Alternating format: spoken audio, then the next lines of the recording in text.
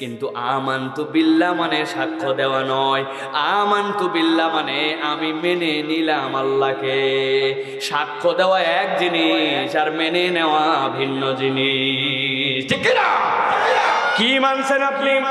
আপনি মানছেন আমানতু বিল্লাহ ওয়া মালাইকাতি, ফেরেশতা দেখতে পান না? দেখতে পাই না, কিন্তু বিশ্বাস করে মেনে নিছি আল্লাহ তোমার ফেরেশতা আছে। তারপরে মেনে নিছেন কি ওয়া কুতুবিহি, আল্লাহ আসমান থেকে ঐশী গ্রন্থ হিসাবে যত নবীর প্রতি যা কিতাব আসছে সবগুলাকে আমি মেনে নিলাম। এইটা মেনে নাই যে তার নাম হচ্ছে মুমিন, তার নাম মুসলমান। আমার দিকে তাকান, আমার হাতে কোরআন মজিদ আছে। একজন লোক বলছে, হুজুর আমি পড়তে পড়তে সুবহানাল্লাযী আসরা বিআবদিহি লাইলাম মিনাল মাসজিদিল হারাম ইলাল মাসজিদিল আকসাল্লাযী বারাকনা হাওলা, কোরআনের 15 পারা, এর আগ পর্যন্ত মোটামুটি আমার সব বোঝা শেষ। আমার এই বিষয়ের কোনো মন্তব্য নাই। বাকি 15 পারা এখনো ক্লিয়ার করতে পারি নাই। ওইটার কি আছে পরে দেখা যাবে, তবে 15 পারা আমার ক্লিয়ার। তাহলে কেউ যদি 15 পারা পর্যন্ত ক্লিয়ার হয় তাহলে সে হচ্ছে 50% মুসলমান, ঠিক কিনা? কত পার্সেন্ট? 15 পারা যে মানছে। আচ্ছা বাদ দিলাম, আরেকজন পুরা কোরআন পড়ছে কিন্তু কেবলমাত্র তার একটু মন্তব্য আছে, কুল আউযু বিরাব্বিন নাস মালিকিন নাস ইলাহিন নাস, সব বুঝা ক্লিয়ার, কিন্তু এই জায়গায় কতগুলা কথা আছে। শারিল ওয়াসওয়াসিল খান্নাস, ওয়াসওয়াসা আবার দেয় খান্নাস, খান্নাস তো বুঝলাম না। সুদুরিন নাস, বুক তো আমার এই জায়গায়, এর ভিতরে আবার কেমনে? হুজুর সব ক্লিয়ার, খালি শেষের সূরাটার ব্যাপারে একটু কথা আছে। কোরআনের 99% 99 মুখ তার মানা হয়ে গেছে, অল্প একটু বাকি। তাহলে কত পার্সেন্ট মুসলমান? 99। 99 না? কত পার্সেন্ট? 0% মুসলমান।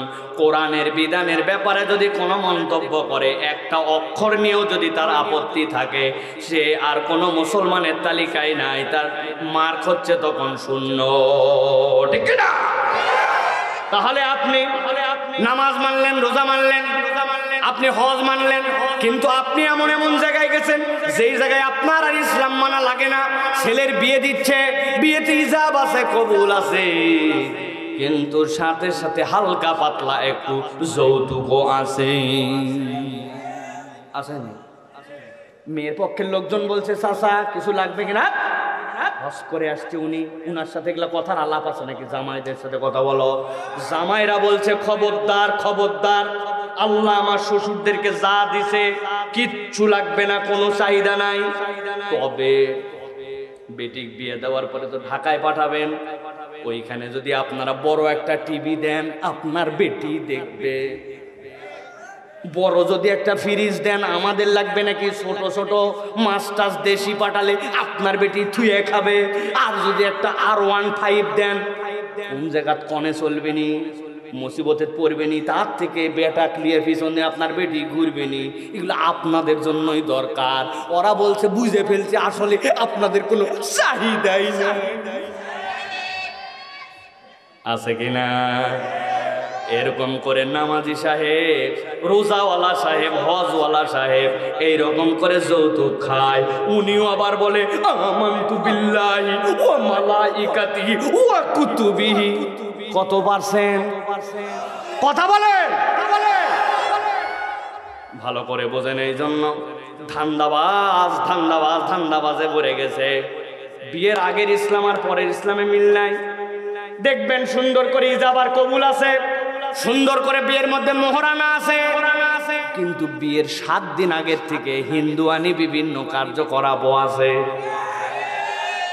মেহেদি সন্ধ্যা, হলুদ সন্ধ্যা, গোসল রাত্রি, এরপরে এলাকার এইগুলা দুর্বল মাইক না, ফাটাফাটি মাইক নিয়ে আসে, দরজার 2 পাশে দিয়া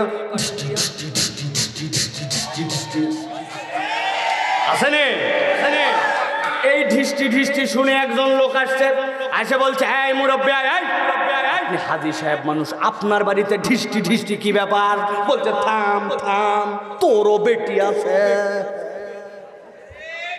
আমি কি করতে চাইছি নাকি? নাতি নাতকুরে একটু করে, এখনকার সমাজে একটু করাই লাগে, না করলে ইজ্জত থাকে না রে। একটা দিন যদ্দ ধর চল আসরের নামাজটা পড়ে আসি। হাজী সাহেবের বাড়িতেও নাচ গান বেহায়াপনা বেলাল্লাপনা, এরকম ঘটনা পাবনায় নাই। আপনি যে বলছেন আমানতু বিল্লাহি ওয়া মালাইকাতিহি ওয়া কুতুবিহি, কত পারছেন বুঝে বলেন, কিন্তু কত ওয়াজ করতে শুরু করলেই ওয়াজ সারা রাত চলবে। কিন্তু আমি আপনার কাছে বলতে চাই, এইটা জীবনের আপনার আমার জন্য বড় বেশি সমস্যা ভাই। এর থেকে আমাদেরকে বাঁচার উপায় বের করা লাগবে। বাঁচা লাগবে কিনা? আপনারা যদি বলেন তাহলে আমি একটা বুদ্ধি বার করছি, বহু গবেষণা করে আপনাদেরকে আজকে বলে দিয়ে যেতে চাই। ভালো করে বুঝে বলেন। ওই যে পেছনে যারা আছে বলবো ফিরি চলবে না। মাহফিল আল্লাহ যা হাদিয়া দিব ওটা পাপ। আপনারা যাওয়ার সময় প্রত্যেকে মোসাবা করে 100 টাকা করে দিলে গায়ে বুদ্ধি বলবো। বলে হুজুর সব তো ওই চটপটি খায় ফুরাই ফেলাইছে, টাকা না থাকলে পাশের জনার থেকে হাওলাত নেওয়া লাগবে, তাও যাওয়ার সময় দেওয়া লাগবে। বুদ্ধি যদি পছন্দ হয় রাজি? বুঝে বলেন রাজি? এখন থেকে আমরা কালেমাটা একটু বুদ্ধি করে ঘুরায় নিব। আমানতু বিল্লাহি ওয়া মালাইকাতিহি ওয়া কিছু কুতুবিহি, অথবা এখন থেকে বুদ্ধি করে বলবো আমানতু বিল্লাহি ওয়া মালাইকাতিহি ওয়া যদ্দুর বুঝি তদ্দুর কুতুবিহি। কবরে ফেরেশতা সাহেব আপনার লোক খবর কি? বলছে আগেই কই আসছিলাম আমি, যদ্দুর বুঝি তদ্দুর কুতুবিহি। বুঝে থাকলে বলেন, এই বুদ্ধি দিয়ে হুজুরকে কি 100 টাকা দেওয়া যাবে? আর এই বুদ্ধি দিয়ে কি কবরে পার পাওয়া যাবে? আমার আল্লাহ রাব্বুল আলামিন বলছেন, আল্লাযীনা ইউমিনুনা বিল গায়বি ওয়া ইউকিমুনাস সালাতা ওয়া মিম্মা রাযাকনাহুম ইউনফিকুন। ও দুনিয়ার মানুষ, ভালো করে জেনে নাও, ভালো করে মাথার মধ্যে ঢুকায় নাও। জীবনে যদি সত্যতার অনুভব পেতে চাও আর সততার অনুভব পেতে চাও, ধানায় পানায় করা মুসলমান হওয়া চলবে না। আমার মাথায় ধরলেও মানি, আমার মাথায় না ধরলেও মানি। আমার আল্লাহ যা বলেছেন, আমার রাসূল যা বলেছেন, ওর উপরে আমার কোনো বক্তব্য নাই, মন্তব্য নাই। আল্লাহ বলছেন 1 নম্বরে গুনাহওয়ালা হবে, 2 নম্বরে ইউকিমুনাস সালাহ, ওই ব্যক্তির কাছে সালাত সবার আগে প্রায়োরিটি পাবে। দুনিয়া একদিক, তার সালাত একদিক। আর 3 নম্বর তার গুণ হবে মিম্মা রাযাকনাহুম ইউনফিকুন। আল্লাহ রাব্বুল আমিন তাকে যে রিজিক দিয়েছেন, মিম্মা রাযাকনাহুম, তার রিজিক নয়, আমি আল্লাহ তাকে যে রিজিক দিয়েছি, ইউনফিকুন, সেখান থেকে যে খরচকারী হবে।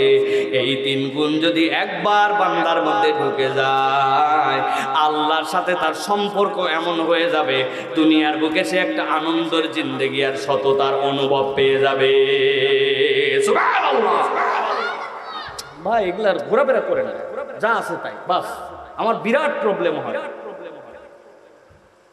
তাহলে আল্লাহ রাব্বুল আলামিনের এই কোরআনের সাথে সম্পৃক্ততার 3 নম্বর কারণ হচ্ছে জীবনের সত্যতা এবং সততার অনুভব। আপনি বুকে হাত দিয়ে দেখেন, অধিকাংশ মুসলমান তরুণ যুবক, ভাল লাগতেছে না। কেন ভাল লাগে না? কই তা জানলে আবার তো বলি নাকি। ওর কেন ভালো লাগে না তাও জানে না, ঠিক কিনা? মুরব্বী বাবা রিটায়ার্ড করছে, ছেলে পেলে বিয়ে দিয়ে দিছে, মোটামুটি অবস্থা ভালো, প্রতিদিন মিনিমাম 5-7 খিলি পান খায়, খিলালো মারে। কেমন আছেন চাচা? আলহামদুলিল্লাহ। আপনি এতক্ষণ কুতলেন কে? এই যে কোঁথা, যেটা ওই কোঁথাটার মানে হচ্ছে উনি আলহামদুলিল্লাহ বলার আগেও পূর্ণ তৃপ্তি অন্তরে পায় না। আল্লাহ বলছেন এই তৃপ্তি পাও না, তার 3টা কারণ। আল্লাহর সব বিধান মেনে নেও নাই, সালাতের ব্যাপারে তোমার এখনো গাফলতি রয়ে গেছে, আর সম্পদ তুমি তোমারটা কামাই মনে করছো, আল্লাহর জন্য তুমি খরচ করতে পারো না। হার কিপটা কৃপণ, অথবা যা দেওয়া লাগবে ততটুকু দেয় না, ঠিক না? আজকে জুম্মার নামাজ পড়ছে ঠিক তো জোরে বলছে একবারে সবগুলো কিলা লাগাবে একবারে। কৌটা সামনে গেছে কারেন্টের বেগে চলে গেছে, কৌটা শট শট শট। মসজিদের মুসল্লি হচ্ছে ওনার 400 জন, আদায় কত 356। কিরে এই অবস্থা কেন? আল্লাহর ঘরে আসার পরে 20 টাকা দিতে পারে না, কয় আমি স্টুডেন্ট, আমি ছাত্র, আমি ভ্যান চালক। অথচ চায়ের দোকানে বসে একটা বিস্কুট আর একটা চা খায় 15 টাকা শেষ। স্টুডেন্ট হওয়ার পরেও প্রত্যেক মাসে মাসে মোবাইলে টাকা ফুরায়, স্ত্রী ছাড়া জামা পরে না, একটা জামা আয়রন করতে গেলে 8 টাকা লেগে যায়, একটা বিড়ি খাইলে অন্তত পক্ষে 14-15 টাকা লাগে, ঠিক কিনা? কারা কারা খান একটু হাত উঁচু করেন। ঠিক যে জোরে বলছে চিন্তা করতে, হুজুর আবার দাম জানলো কেমন? আমি আন্দাজে বলছি 14-15, আপনি বলছেন 18, কে জানি আমি শুনছি। ওরে সালু। কিন্তু আল্লাহর ঘরে যাওয়ার পরে 10টা টাকা বের হয় না। আজকে যারা যারা কৌটা সামনে দিয়ে চলে গেছে, কিন্তু স্টুডেন্টের অজুহাত দিয়া, এলাকার অজুহাত দিয়া, আমি ইমাম সাহেব, আমি মুয়াজ্জিন সাহেব, আমি কমিটির লোক, আমি অবসরপ্রাপ্ত, এই জন্য মসজিদে যারা যারা আজকে টাকা দেন নাই তারা তারা হাত তোলেন। আপনারা মসজিদে টাকা দেন নাই, কৌটা সামনে চলে গেছে, টাকা বাদ দিয়ে বার করছেন না? আল্লাহ আপনাদেরকে রহম করুক, এরকম পাক্কা ইমানদার। আল্লাহ হাত নামা ভাই, এতক্ষণ তুলিস না, লোকজন কাল্লা তুলে ব্যাখ্যা করে দেখবে কেডাইডা। প্রিয় ভাইয়েরা, এই জন্য আমি বললাম এই 3টা বিষয় ভালো করে মনে রাখবেন। আপনার সামনে যদি দানের কোনো সুযোগ আসে তাহলে মিস করা যাবে না। ইমাম সাহেব বলে দেয় সামনে দিয়ে এখন মসজিদের দান বাক্স যাবে, ইমাম সাহেব 10 টাকা আগে দেয় না। ইমাম যদি না দিয়ে শুরু করে তাহলে কেমনে ওইখানে মসজিদের মধ্যে বরকত হবে? ইমাম মুয়াজ্জিন চিন্তা করছে আমরা বেতনভুক্ত, দান করবি মুসল্লিরা, আমাদের দান লাগে নাকি? ছাত্ররা চিন্তা করছে আমরা স্টুডেন্ট মানুষ, বাসে উঠে হাফ ভাড়া দে, আল্লাহর করে আবার কি ফুল ফিরি। খবরদার। এই জন্য আল্লাহ বলতেছেন এই বোধ তোমাকে কে শিখাবে? ওয়ামিম্মা রাযাকনাহুম ইউনফিকুন। বান্দা তুই নিজে কামাই করিস নাই, তোর মানি ব্যাগে আছে মানে মনে করিস না এটা তোর কামাই। তোর রব্বুল আলামিন তোকে এই রিজিক দিয়েছেন, ওই রিজিক থেকে তোকে খরচ করতে হবে। বান্দা যদি এই 3 গুণে গুণান্বিত হয়, আল্লাহ বলছেন তার দিলের মধ্যে সে একটা আনন্দ খুঁজে পাবে। সুবহানাল্লাহ।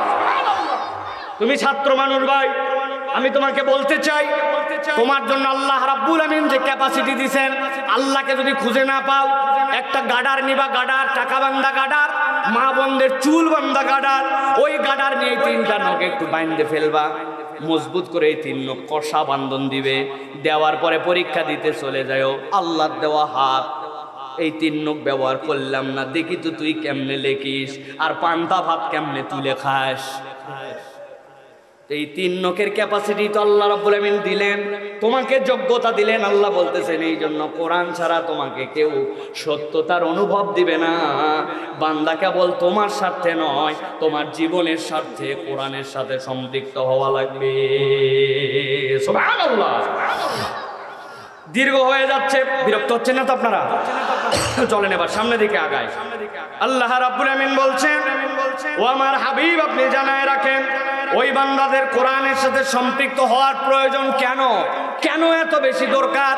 আপনি যদি খেয়াল করেন, এই কোরআন কেবল মুসলমানদেরকে মুক্তি দেয় না, এই কোরআন কেবল মাত্র ইমানদারদেরকে মুক্তি দেয় না, কোরআন পুরা সমাজকে মুক্তি দিয়ে দেয়।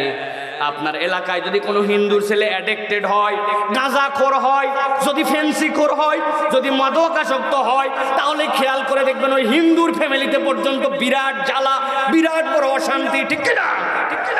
এখন ইসলাম যে মাদকাসক্তের জন্য আইন দিয়েছে, ওই আইন যদি একবার পাশ হয়ে যায় তাহলে ওই হিন্দুর বাচ্চাটাও সেখান থেকে রেহাই পেয়ে যাবে। সমাজে কেবল মুসলমান ভালো থাকবে না, হিন্দুরাও ভালো থাকতে বাধ্য, ঠিক না? উল্টাটাও তো আমরা বাংলাদেশে দেখি, পরিবর্তনের বাংলাদেশের শপথ আমরা মনে করেছিলাম, কিন্তু এখানে 11-12 বছরের ছোট্ট ছোট্ট কিশোরী, তাদেরকে পর্যন্ত আমরা দেখেছি গাজীপুরে 1 দিন 2 দিন 3 দিন পর্যন্ত নরপিশাচরা তাদেরকে আটকায় রেখে বর্বরচিত আচরণ করেছে। সেই বাংলাদেশ আমরা পরিবর্তন দেখতে চাই, কিন্তু হাজার আইন দিয়ে, হাজার কঠোরতা দিয়ে ওই বাংলাদেশে পরিবর্তন করা যায় নাই। এটাই প্রমাণ করে এই বাংলাদেশে যতদিন পর্যন্ত শরিয়া কায়েম না হবে, আল্লাহর দেওয়া বিধান কায়েম না হবে, যারা এরকম অন্যায় করবে তাদেরকে দৃষ্টান্তমূলক কোরআনের আইন অনুযায়ী স্টেডিয়ামের মধ্যে নিয়ে পাথর নিক্ষেপ করে লোককে ডেকে ভিডিও করে দেখানো না হবে, এই আযাব না দেওয়া পর্যন্ত আপনার ভক্তচক্কর আইন দিয়ে বাংলাদেশ পরিবর্তন হতে পারে না, ঠিক না? এই জন্য প্রিয় ভাইয়েরা, আমরা বলবো আল্লাহর আইনকে পছন্দ করে নেন। আল্লাহর আইন যদি পছন্দ না করি, তাহলে আপনি আমি ধানাই পানাইওয়ালা মুসলমান হব, মনে করবো 100%, কিন্তু আসলে হয়ে যাব কত %? এই জন্য আমরা বলতে চাই, প্রচলিত আইন যেটা আছে সেখানে ওইগুলার দৃষ্টান্তমূলক বিচার হোক। যারা এরকম করতেছে এই সমাজের কালপ্রিট, তাদেরকে ধরে রিয়ালি একটা দৃষ্টান্ত উপস্থাপন করা হোক। আমরা আমাদের সমাজে যে সকল অন্যায় দেখেছি, 1 বছর 2 বছর নয়, 52 বছর এদেশ পার হয়ে গেছে, বহু আমরা ইজম দেখেছি, বহু শাসন দেখেছি। আমরা আগামীর বাংলাদেশে ইসলামের বাংলাদেশ দেখতে চাই, ঠিক না? আপনার মুসলমান রেডি আছেন তো? আপনারা রেডি আছেন তো? আপনারা খবরদার, টোটা ফাটা কোনো কারণে ঈমান বেচা যাবে না। ভালো মানুষ যেখানে, আল্লাহর আইনের পক্ষের লোক যেখানে, আগামীর বাংলাদেশকে সুন্দর বানাতে চাই যারা, তাদের পক্ষে আমরা, ঠিক না? আল্লাহ আমাদেরকে বোঝার তৌফিক দান করেন। তাহলে কারণ বলে ফেলছি কয়টা? 3টা। বাকি আছে কয়টা? এইটা আগামী বছর দাওয়াত পাইলে এইটা ইনশাল্লাহ ক্লিয়ার করে দেওয়া হবে না? আগামী 5 বছর আসার এখানে আমার সুযোগ নেই, এই হিসাবে আজকে আপনারা না শুনতে চাইলেও মাইক আলাক শোনাই দিয়ে দেবো। আপনি কি মনে করছেন এত তাড়াতাড়ি ছাড়বো নাকি? আপনি হারা রায় তার একজন আইছে। প্রিয় ভাইয়েরা, সংক্ষেপ কথা, আমার শেষের দিকে চলে আসছি। 1 নম্বরে বলেছি পথের দিশা পেতে আপনাকে কোরআন লাগবে। 2 নম্বরে বলেছি জীবনের উদ্দেশ্য বুঝতে হলে কোরআন লাগবে। 3 নম্বর পয়েন্টটা দীর্ঘ করে ফেলেছি, সত্যতা এবং সততার অনুভব নিজের জীবনে চাইলে কোরআন লাগবে।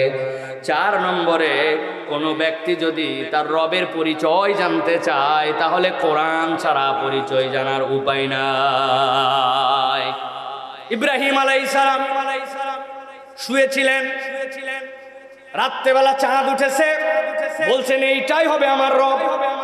সকালবেলা সূর্য উঠেছে, বলছেন চাঁদের থেকে তো এইটা বড়, এটাই আমার রব।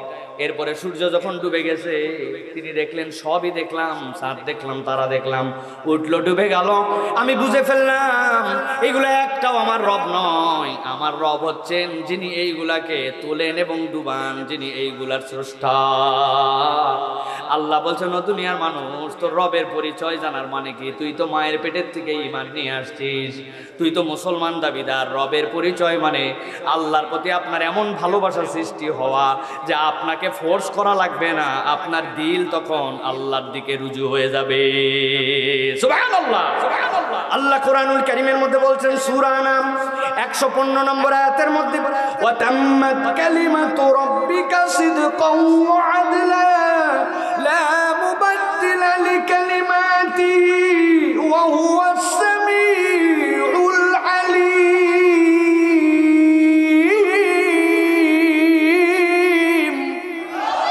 ও বান্দা, জেনে রাখ, জেনে রাখ, তোর রব তাম্মাত কালিমাতু রাব্বিক, তোর রবের কালিমা পূর্ণ হয়ে গেছে। সিদকান ওয়া আদলা, তোর রব হচ্ছে সর্বোচ্চ সত্য, সর্বোচ্চ আদালত। লা মুবাদদিলা লিকালিমাতিহি, কথা ঘুরে না একমাত্র আল্লাহর, তাছাড়া সবার কথা ঘুরে যায়, ঠিক কিনা? এত বড় ইশতেহার দিছে আপনাকে, হ্যান করেঙ্গা ত্যান করেঙ্গা। ওই ইশতেহার যদি বাস্তবায়ন হতো, তাহলে বাংলাদেশের রাস্তাঘাট, ঘর দুয়ার সবগুলা সোনা দিয়ে 2 বার মোড়ানো হয়ে যেত। কিন্তু উনার ইশতেহার দেওয়ার পরে উনি এত ব্যস্ত, লিডারকে আর এলাকায় দেখা যায় না। উনি ঢাকায় থাকে, ব্যাংক ডাকাতি করে, উনি ঢাকায় থাকে, বিদেশে বাড়ি করে, এলাকার লোকের ভাগ্য পরিবর্তন হয় না। আবার এলাকার লোকের লাত্তি খায়া অনেক সময় এ দেশ থেকে অন্য দেশেও যাওয়া লাগে। আসেনি ভাই? আপনাদের এলাকার গুলাও গেছেনি ভাই? ভালো করে খেয়াল করেন, ঠান্ডা মাথায় বসেন। আল্লাহ রাব্বুল আমিন রবের পরিচয় কেন বলতেছেন? আপনি যখন আপনার রবকে চিনে ফেলবেন, যিনি আমার খালিক, যিনি আমার মালিক, এইটা যদি একবার অনুভব করে ফেলেন, আপনার ভিতরটা অন্যরকম হবে। আমি অনেক সময় উদাহরণ দেই, দীর্ঘ হচ্ছে আপনাদের কাছে, তারপরে ছোট্ট একটা উদাহরণ দেই। আল্লাহ রাব্বুল আমিন কোরআনে বলছেন, আলাম নাজআল লাহু আইনাইন ওয়া লিসানান ওয়া শাফাতাইন ওয়া হাদাইনাহু নাজদাইন।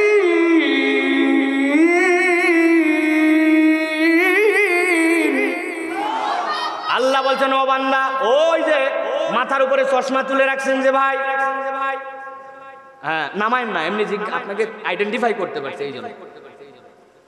আল্লাহ বলতেছেন, আলাম নাজআল লাহু আইনাইন, আমি কি ওই চশমাওয়ালা ভাই তোমারে কি দুইটা চোখ দেই নাই? উনি বলছে, হ্যাঁ হুজুর, এই তো একটা দুই চোখ দিছু আল্লাহ।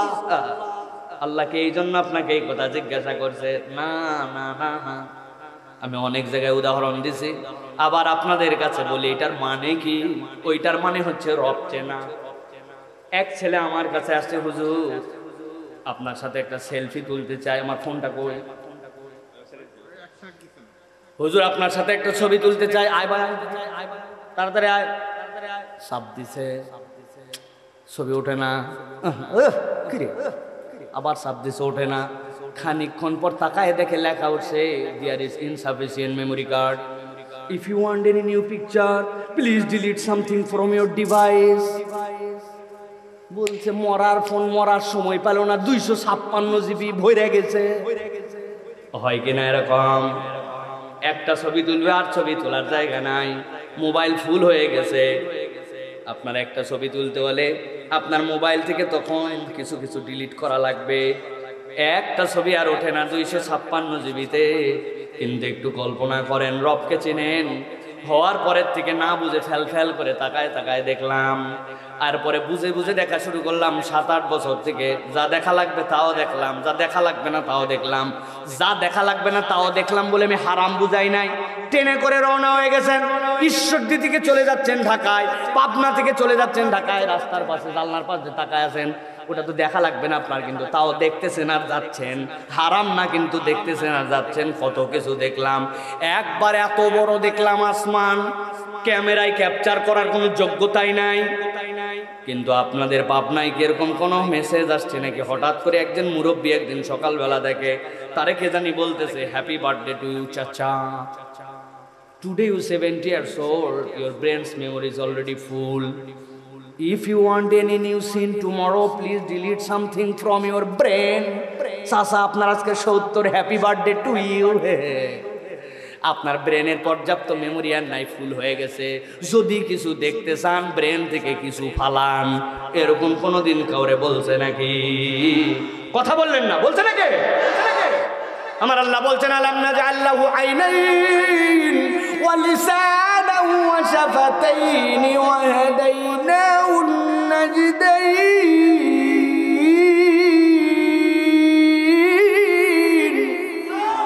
ও বান্দারে, আমি তোরে 2টা চোখ দিলাম, তার মানে এইটা আমার ডান চোখ, এইটা আমার বাম চোখ, এইটা বলার জন্য আল্লাহ চোখ দেন নাই। বান্দা একবার কল্পনা করে দেখ, এই চোখের রেজুলেশন কত, এই চোখের পাওয়ার কত। গাড়ির ওয়াইফারের মধ্যে সামনে ঘুষে ঘুষে ময়লা পরিষ্কার করে, বৃষ্টির পানি সরাই দিয়ে ড্রাইভারকে দেখায়। কিন্তু যদি ওই ট্যাঙ্কির মধ্যে পানি না থাকে, তখন পানি আর ভিতর থেকে বের হয় না, চেঞ্জ করা লাগে। 5 লিটার ফুরায় গেলে চেঞ্জ করা লাগে। 22,000 বার প্রত্যেক দিন চোখের পলক ফেললাম, 70 বছরের জীবন পার করে ফেললাম, কোনোদিন চোখের ভিতরে লিকুইড আমার দেওয়া লাগলো না। কোন রব আমার লিকুইড দিয়ে দিয়ে আমার চোখকে ভিজা রাখলেন, আমার চোখকে পরিষ্কার রাখলেন। সকালবেলা শোয়ার পরে পিজরটা আস্তে করে তুলে ফেলে দিলাম, কল্পনা করলাম না পিজর কেন আসলো, সারাদিনের ধুলাবালি সব কেটে গেল। কোনো মেনটেনেন্স কস্ট নাই, কোনো আমার পরিশ্রম নাই। আমার আল্লাহ বলছেন, ও বান্দা, এই রবের পরিচয় যখন বান্দা চিনে ফেলে, ওই চোখের হক আদায় করে তখন, ওই মুখের হক আদায় করে তখন, ওই হাতের হক আদায় করে তখন, আল্লাহকে না চিনলে দিল থেকে হক আদায় করা যায় না, ঠিক না? এই জন্য আমার আল্লাহ রাব্বুল আলামিন বলছেন, এই কোরআন তোমাকে রব চিনাবে, এই কোরআন তোমাকে বারবার জিজ্ঞাসা করবে, ফাবি আইয়ি আলাই রাব্বিকুমা তুকাযিবান। এত কিছু জানার পরেও তোর রবের কোন কোন নিয়ামত অস্বীকার করবে, এই কোরআন তোকে শিখাবে। এই জন্য আপনার আমার প্রয়োজন, এই কোরআনের সাথে সম্পৃক্ত হওয়ার প্রয়োজন আছে। এইটা গেল 4। আজকের শেষ পয়েন্ট, আজকের শেষ আলোচনা ভালো করে খেয়াল করেন। আল্লাহ বলছেন, ও বান্দা, রবকেও চিনলি, জীবনের সততার অনুভবও জানলি, তোর জীবনের উদ্দেশ্য কি সেটাও অনুভব করলি, তোর জন্য পথের দিশা যে এইটাও বুঝলি। কিন্তু এখন আমি আল্লাহ তোকে জানাই দিতে চাই, কোরআনের সাথে যদি জড়িত না হোস, তোর আলটিমেট ডেস্টিনেশন কোথায়, তোর জীবনের পরিণতিটা কি, এইটা বুঝতে না পারলে তোর জন্য বড় বিপদ। যেই মানুষ জীবনের পরিণতি জানে না, ওই মানুষের দ্বারা দুনিয়ায় সব করা সম্ভব। ভালো করে খেয়াল করেন। একটা লোক 5টা মানুষকে গুলি করে মেরে ফেলছে। আমেরিকার কোর্টে তার বিচার হয়েছে 121 বছরের জেল। খারাপ বিচার ভাই। 121 বছর জেল দেওয়ার কারণে যেই 5 জন মানুষ মারে ফেলছিল, ওরা এমন শান্তি পাইছে যে আমার বাপ মরছে, তাই কি 121 বছর আমি খুশি, তাই না না না না। অথবা ধরেন তাকে বলে দিল ফাঁসি কাস্টে ঝুলায় হত্যা করে ফেলা হবে। এখন ফাঁসি কাস্টে ঝুলাইছে, একজন না হয় বললো আমার বাপের বদলে বাপ পাইছে, আরো 4 জনের, কারো স্বামী, কারো ফুপা, কারো খালু, কারো চাচা মারা গেছে, যে বাকি 4 জনের বিচার কই? এই বিচার কে করতে পারে? কোন জায়গায়? পরকালে। পরকালে আল্লাহ বলছেন, বান্দা কেবল জীবনের দিশা পাইলেই হবে না, রবকে চিনলেই হবে না, তোর আলটিমেট ডেস্টিনেশন কোথায়, এইটা কোরআন তোকে এমন ভাবে হৃদয়ে ঢুকায় দিবে, প্রত্যেকটা ধাপ ফেলার আগে বান্দা তোকে ভাবা লাগবে। ঘরের মধ্যে কেউ নাই, আমি সেই জায়গায় হারামটা দেখতেছি, আমার ওই হারাম চোখ আমার আল্লাহর দেওয়া, অক্সিজেনটা আল্লাহর দেওয়া, আমার হাত দিয়ে যে ধরে আছে ওইটুকু আল্লাহর দেওয়া, রিজিক কামাই করে যে নেট ভরছি ওই নেটটুকু আমার আল্লাহর দেওয়া রিজিক থেকে আমি নিয়েছি। দুনিয়ার ইথার, দুনিয়ার ব্যবহার করতেছি, বায়ুমণ্ডল, কেউ আমাকে না দেখুক, একদিন সব হিসাব বের হবে, ওই দিন তো আমার বিচারের সামনে যেতে হবে। এই বোধ যদি বান্দার মধ্যে বারবার জাগ্রত হয়, বুঝে থাকলে বলেন তো ওই বান্দার গুনাহ করার সময় টেনশন হবে কিনা? হবে কিনা? এই দেশে আমি থাকবো না, ইটালিতে আমার বাড়ি, কানাডায় আমার বাড়ি, আমেরিকার ব্যাংকে আমার টাকা, কিন্তু টাকা হচ্ছে আমাদের জনগণের, ঠিক কিনা? পালায় চলে গেছে, যাওয়ার পরে বড় ফিরি আছে, বিরাট আনন্দে ফুর্তিতে ঘুরতেছে। কিন্তু একবার যদি ভাবে টাকা হারাম, জনগণের টাকা, পৃথিবীর যেই ব্যাংকেই থাকুক টাকা নিয়ে কবরে যাওয়া যাবে না, যেই দেশে থাকুক মৃত্যু চলে আসবে, কবরে আমাকে চলেই যেতে হবে। এই বোধ যদি তার মধ্যে জাগ্রত হয়, ওই বান্দাটা 2 বার ভাববে বেইনসাফ করার জন্য, টাকা মেরে খাওয়ার জন্য। ওই বান্দার হৃদয়ের মধ্যে জাগরুক ভাবটা আসতে পারে কিনা? এটা দিলাম ভূমিকা। এবার চলেন জীবনের পরিণতি বোঝার জন্য আল্লাহ কোরআনে কি বলছেন। আল্লাহ কোরআনুল কারীমের মধ্যে বলছেন, ইন্না হাদাল কুরআনা ইয়াহদি লিল্লাতী হিয়া আকওয়াম ওয়া ইউবাশশিরুল মুমিনিনা আল্লাযীনা ইয়া'মালুনা আস-সালিহাতি আন্না লাহুম আজরান কাবীরা।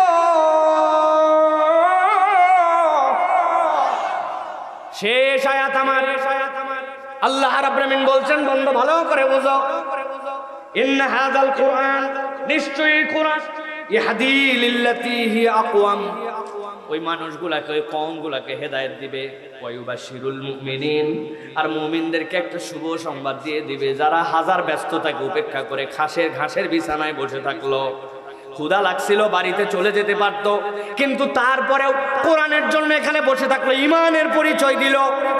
বছরে একটা দিন আমি যদি না আসি কে আসবে এখানে, এই ফিলিংস নিয়ে এখানে আপন ভেবে নিল, টাকা দিল, পয়সা দিল, সহযোগিতা করলো, আল্লাহর ঘর নির্মাণের জন্য এগিয়ে আসলো। আল্লাহ বলছেন ওই ইমানদারদেরকে জানান, আপনি জানান, ওয়াবাশিরুল মুমিনিন আল্লাযীনা ইয়ামালুনাস সালিহাত, ঈমান এনে যারা চুপচাপ বসেছিল না, নেক কাজ করেছে, আন্না লাহুম আজরান কাবীরা, আমি রব্বুল আমিন তাদের জন্য জানায় দিলাম, আমি তাদের জন্য মহা উজরত রেখেছি, বিশাল বড় তার জন্য প্রতিদান রেখেছি। সুবহানাল্লাহ। একটু জোরে বলবেন না?